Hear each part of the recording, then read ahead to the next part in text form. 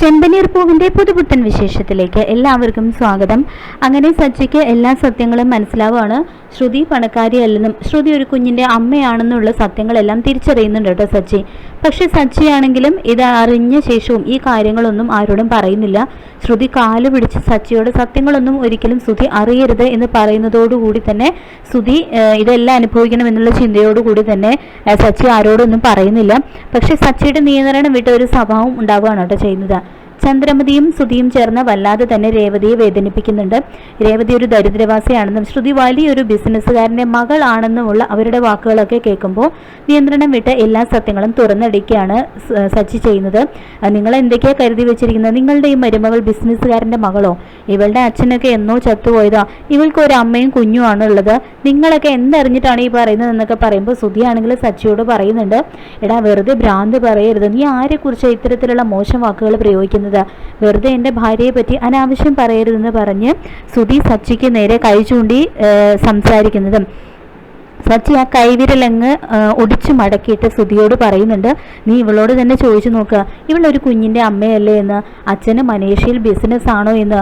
ഒരു പാവം കുടുംബത്തിൽ ഒരമ്മയുടെ മകളാണിവൾ. ഒരു കുഞ്ഞുകൊണ്ട് പോരാത്തതിന് എല്ലാം എനിക്കറിയാൻ വേണ്ടി. നിൻ്റെയും നിൻ്റെ അമ്മയുടെയും അഹങ്കാരത്തിന് ഒരു പണി കിട്ടിയെന്ന് മാത്രമേ ഞാൻ കരുതുന്നുള്ളൂ. ഒന്നും പറയണ്ട എന്നാണ് ഞാൻ ഇതുവരെ കരുതിയിരുന്നത്. പക്ഷെ നിങ്ങളുടെയൊക്കെ അഹങ്കാരം അതിന് സമ്മതിക്കുന്നില്ല എന്ന് പറയുന്നുണ്ട് കേട്ടോ സച്ചി. ഇതെല്ലാം കേൾക്കുന്ന ചന്ദ്രമതിയാണെങ്കിൽ ഒന്നും വിശ്വസിക്കാതെ സച്ചിയെ കുറ്റപ്പെടുത്തുമ്പോൾ സച്ചിക്ക് എല്ലാ ഇളവുകളും നിരത്തി സത്യം ബോധിപ്പിക്കേണ്ടി വരികയാണ്. ശ്രുതിയുടെയും ആദിയുടെയും അമ്മയുടെയും ഫോട്ടോ എല്ലാം അവർക്ക് മുന്നിൽ നിർത്തുമ്പോൾ ഒടുവിൽ സത്യങ്ങളെല്ലാം എല്ലാവർക്കും മനസ്സിലാവുന്നുണ്ട്. ചന്ദ്രമതിയാണെങ്കിൽ ശ്രുതിയോട്, അപ്പം നീ എൻ്റെ മകനെ ചതിച്ച് വലയിൽ വീഴ്ത്തിയായിരുന്നു, ഒരു പണക്കാരിയാണെന്ന് പറഞ്ഞുകൊണ്ട് ഞങ്ങളുടെ കുടുംബത്തിൽ കയറി പറ്റിക്കുകയായിരുന്നു നീ അല്ലേടി എല്ലാം എന്നെല്ലാം പറഞ്ഞ് പൊട്ടിത്തെറിച്ചുകൊണ്ട് ശ്രുതി അവിടെ നിന്ന് ആട്ടിപ്പുറത്താക്കാൻ ഒരുങ്ങാണ് കേട്ടോ. അപ്പോൾ ശ്രുതിയാണെങ്കിൽ ആകെ തകർന്നു പോകുന്നുണ്ട്. ഒന്നും പറയാതെ ശ്രുതി റൂമിൽ കയറി വാതിലടയ്ക്കുമ്പോൾ എല്ലാവരും വന്നിട്ട് ഡോറിൽ തട്ടി വിളിക്കുന്നുണ്ട്. എത്ര വിളിച്ചിട്ടും ശ്രുതി വാതിൽ തുറക്കാതെ വരുമ്പോൾ ചന്ദ്രമതിയാണെങ്കിൽ, നീ അവിവേകമൊന്നും കാണിക്കരുത്, നമുക്ക് എല്ലാത്തിനും പരിഹാരം ഉണ്ടാക്കാം എന്നെല്ലാം പറഞ്ഞ് ശ്രുതിയെ വിളിക്കുന്നുണ്ട്. പക്ഷേ ശ്രുതി ആത്മഹത്യക്ക് ഒരുങ്ങുകയാണ് കേട്ടോ. എല്ലാവരുടെയും മുന്നിൽ നാണം കിട്ടു. ഇപ്പോൾ പണവും ഇല്ല പെണ്ണും ഇല്ല എന്ന അവസ്ഥയിലായല്ലോ, താൻ ചതിക്കപ്പെട്ടല്ലോ എന്നുള്ള ചിന്തകളെല്ലാം ശ്രുതിയെ ശരിക്കും തകർത്ത് കളയുന്നുണ്ട്. ശ്രുതിയാണെങ്കിൽ ചെന്ന് ശ്രുതിയോടായിട്ട് പറയുന്നുണ്ട്, നീ ഞാൻ പറയുന്ന ഒന്ന് കേൾക്ക്. നീ എന്നെയാണോ എൻ്റെ പണത്തിനെയാണോ സ്നേഹിച്ചത്? ഞാൻ നിന്നെ ആത്മാർത്ഥമായി സ്നേഹിച്ചിരുന്നു. നിന്നെ സ്വന്തമാക്കാനാണ് ഇങ്ങനെ ഒരു വളഞ്ഞ വഴി സ്വീകരിച്ചതെന്നും പറഞ്ഞ് ശ്രുതി കാല് പിടിച്ച് കരയുമ്പോൾ ശ്രുതിയൊക്കെ ആ സ്നേഹം കണ്ട് തന്നെ ചന്ദ്രമതി ശ്രുതിയോട് ക്ഷമിക്കുന്നുണ്ട് കേട്ടോ.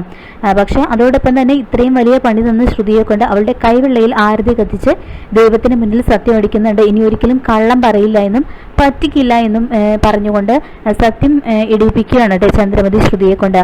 അങ്ങനെ ശ്രുതിയുടെ അഹങ്കാരം അവിടെ തീരുന്നുണ്ട്. പക്ഷെ ശ്രുതിയാണെങ്കിൽ പിന്നീട് വല്ലാത്തൊരു അവസ്ഥയിൽ എത്തുന്നുണ്ട്. ജോലിയൊന്നും ഇല്ലാതെ ശ്രുതി പിച്ചെടുക്കാൻ തയ്യാറാവാണ് കേട്ടോ. അങ്ങനെ പിച്ചെടുക്കുന്ന ശ്രുതിയെ വഴിയിൽ വെച്ച് സച്ചിയും രേവതിയും കാണുമ്പോൾ ശ്രുതിയെ പിടിച്ചു വലിച്ചുകൊണ്ട് കാറിൽ കയറ്റി കൊണ്ടുവരുന്നുണ്ട്. ഇത്രയൊക്കെ ആയിട്ടും ചന്ദ്രമതിയും ശ്രുതിയും പഠിക്കുന്നില്ല. ഒരിക്കൽ രേവതിയുടെ സ്വർണ്ണയെല്ലാം മോഷ്ടിച്ച് ചന്ദ്രമതിയും ശ്രുതിയും ചേർന്ന് കടങ്ങളെല്ലാം വീട്ടാൻ നോക്കുകയും ഇത് സച്ചി കൈയോടെ പിടിക്കുകയും ചെയ്യുന്ന കാര്യങ്ങളെല്ലാം വരുന്ന ഭാഗങ്ങളിൽ നമുക്ക് പ്രതീക്ഷിക്കാവുന്നതാണ്.